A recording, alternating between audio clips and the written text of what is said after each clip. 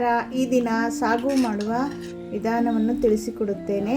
ಬೇಕಾಗಿರುವ ಸಾಮಗ್ರಿಗಳು: ಮೊಳಕೆ ಕಾಳು, ಕಟ್ ಮಾಡಿರುವ ಬೀನ್ಸು, ಆಲೂಗಡ್ಡೆ, ಬದನೆಕಾಯಿ, ನೌಕೋಲು, ಕ್ಯಾರೆಟು ಎಲ್ಲವನ್ನು ಹಚ್ಚಿಕೊಂಡು ಈಗ ಮಸಾಲೆಗೆ ರುಬ್ಬಿಕೊಳ್ಳುವ ಸಾಮಗ್ರಿಗಳು: ಲವಂಗ, ಏಲಕ್ಕಿ, ಚಕ್ಕೆ, ಕಡಲೆಪಪ್ಪು 2 ಸ್ಪೂನ್, ಜೀರಿಗೆ 1 ಸ್ಪೂನ್,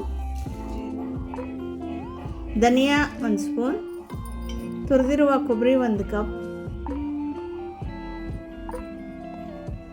ಹಸಿಮೆಣಸಿನ್ಕಾಯಿ 7ರಿಂದ 8,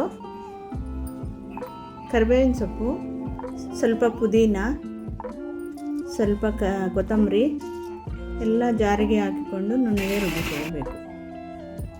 ಈಗ ಒಂದು ಕಡಾಯಿಗೆ 2 ಸ್ಪೂನ್ ಎಣ್ಣೆ, ಸ್ವಲ್ಪ ಸಾಸಿವೆ, ಕರಿಬೇವು, ಒಣಮೆಣಸು, ಈರುಳ್ಳಿ ಹಾಕಿ ಚೆನ್ನಾಗಿ ಬಾಡಿಸಿ ಈಗ ತೆಗೆದುಕೊಂಡಿರುವ ಮೊಳಕೆ ಕಾಳು, ಕತ್ತರಿಸಿದ ಬೀನ್ಸ್, ಕ್ಯಾರೆಟ್,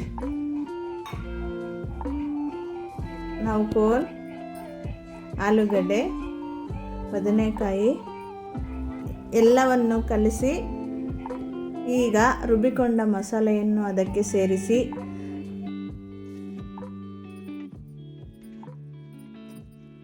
ರುಚಿಗೆ ತಕ್ಕಷ್ಟು ಉಪ್ಪನ್ನು ಸೇರಿಸಿ